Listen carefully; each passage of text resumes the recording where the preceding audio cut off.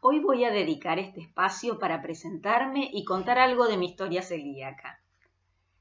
Tengo 56 años y me diagnosticaron celíaca cuando era bebé, en el año 1962. Cuando me dieron de comer fideos y papillas con harinas, empecé a tener diarreas, a vomitar y a tener síntomas de desnutrición y anemia.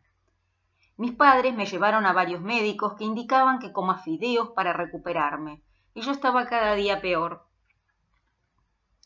Esto pasó hasta que me atendió el doctor Arturo Samartín, quien en la primera consulta les dijo a mis padres que me den de comer durante una semana solo banana pisada madura y me iba a curar. Mis padres pensaron que el doctor estaba loco, pero igual siguieron esperanzados las indicaciones, ya que no encontraban otra salida para curarme. A la semana yo ya no vomitaba ni tenía diarrea. El doctor San Martín les explicó que yo era celíaca y la dieta que tenía que hacer. En esa época no existían las asociaciones ni se analizaban los alimentos, ni se tomaba en cuenta la contaminación cruzada. Haciendo la dieta cada día estaba mejor. Comía básicamente alimentos naturales. Cuando tenía 3 años nació mi hermano. Cuando empezó a comer también tuvo diarrea. El médico dijo que también era celíaco, que era una cuestión genética. Cuando cumplí 5 años, el doctor San Martín murió y empezamos a atendernos con el doctor Horacio Tocalino, quien es considerado el pionero del diagnóstico de la enfermedad celíaca en Argentina. El doctor Tocalino nos hizo varios estudios a mí y a mi hermano. Con los resultados, definió que mi hermano no era celíaco y tenía diarreas por parásitos. Y a mí me mandó a hacer una biopsia de intestino. En esa época no había análisis de anticuerpos y el diagnóstico se hacía con 3 biopsias. La primera, antes de iniciar la dieta, que a mí no me habían hecho y que tenía que mostrar atrofia vellositaria. La segunda biopsia se hacía después de haber realizado la dieta y estar recuperado el paciente. Cuando me la hicieron, mis vellosidades estaban recuperadas y el doctor dijo que creía que no era celíaca. El proceso de diagnóstico seguía siempre con un periodo desafío en el cual debíamos comer gluten más de 6 meses. Lo pasé muy mal. Yo era muy obediente, pero en este caso me rebelaba. Me daban galletitas merengadas para llevar al colegio. Me comía el merengue y tiraba las galletitas. Recuerdo a mi papá una vez obligándome a comer una tostada y yo comerla llorando. Mientras consumía gluten, sufría diarreas y vómitos. El médico consideraba que tenía colon irritable. Luego del periodo desafío, se hacía una nueva biopsia. Esa biopsia me dio que tenía el intestino hecho pelota y fue el diagnóstico definitivo. Yo tenía 6 o 7 años.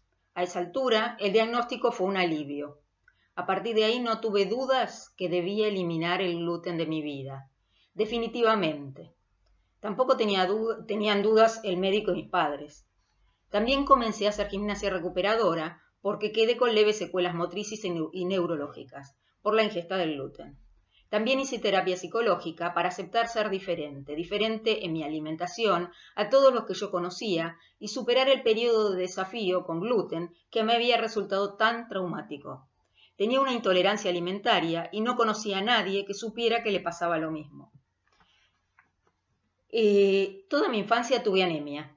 Los médicos lo veían como algo que me pasaba por ser celíaca,